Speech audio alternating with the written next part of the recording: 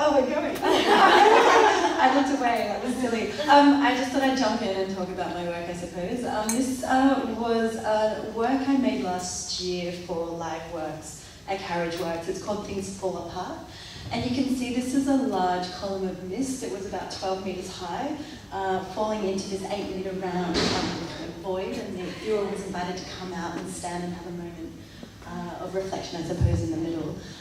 Mixed in with the mist was also this plant distress pheromone. So that's something that occurs naturally in plants. Whenever a plant is either under attack or in environmental distress, it's like letting out this distress cry saying, don't come here, there's danger. And it was part of, I've got some in my pocket if you want to smell it later, but it was part of an exhibition that was considering climate futures and the Anthropocene and those sorts of discourses. I knew I'd get to that awkward before it changes. Okay, here we go. A lot of my work is about air, I suppose, as a proposition and a starting point of thinking about climate and futures. This was a one-to-one performance work that I developed for Proximity Festival in Perth in 2014, where I was recreating the air from different distinct eras in the history of life on Earth. So there's one that went back, the greatest extinction event in Earth's history, which was even bigger than the end of the dinosaurs, actually. So you were able to come in and breathe that and feel the sort of physiological effects of low oxygen, high carbon dioxide.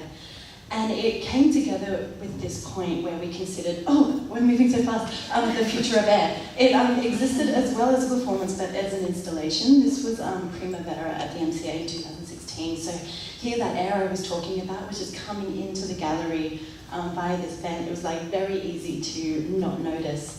And then it also existed as a button where that future air that I didn't quite get to talk about, you could compress the button and then breathe that air. So that was my proposition was, because it was a human synthesized air, it doesn't occur anywhere in nature, and it has a huge longevity, so about 14 to 16 generations, which is quite a long time to consider.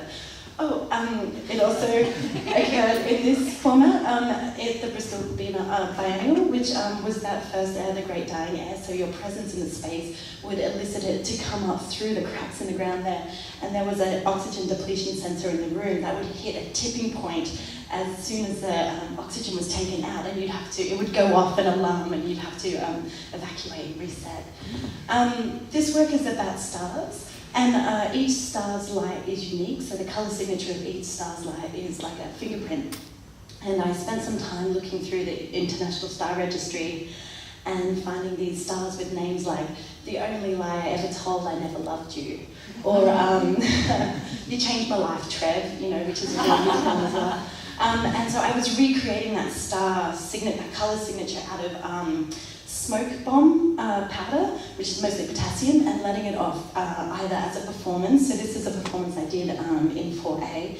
This is actually the colour signature of the sun, because I was making work about the sun at that time, where it would be this kind of beautiful performance where I'd light it up and it would kind of fill the space with, it's kind of considering looking at light itself, so filling the space with that light was the proposition, I suppose.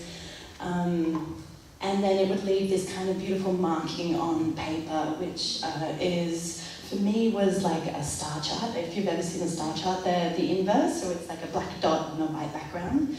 So again, it's like looking at light and trying to kind of understand what that is, I suppose.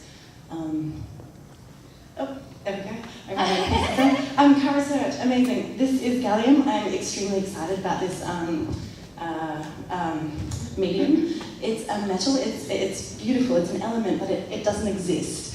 It doesn't exist on Earth, it can only be made, but it also necessarily has to exist because of its, we're going so fast.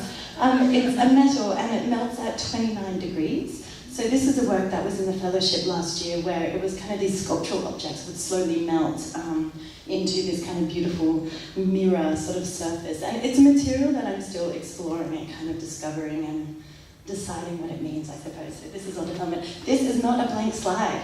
This actually is a very significant colour. I'm also doing work about sort of geoengineering. So scientific methods to either reverse or combat climate change.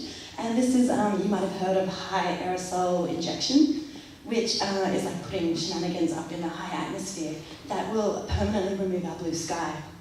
And this is the kind of dirty, milky, slightly greeny colour that will be replaced. So actually this is from cement fondue, and a version or a kind of a prototype of this where it kind of hung in the gallery as a sky canvas. So you can imagine that everything would change, the aesthetic of everything would change without a blue sky. And I'm developing a work that will be in Vital Statistics in Adelaide in November. So it's going to be here, and it's going to be this beautiful, diaphanous, kind of moving, evolving beast, where visibility will be quite low because I'm going to pump it through of, smoke and stuff. So you're like kind of awash in this colour.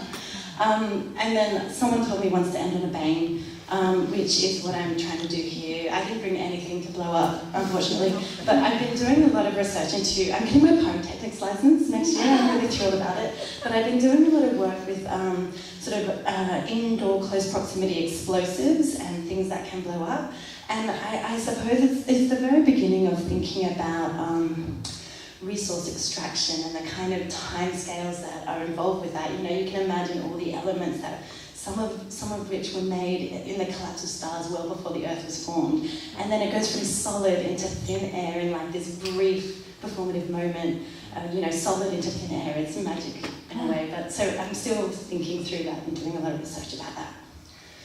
And this is the last slide.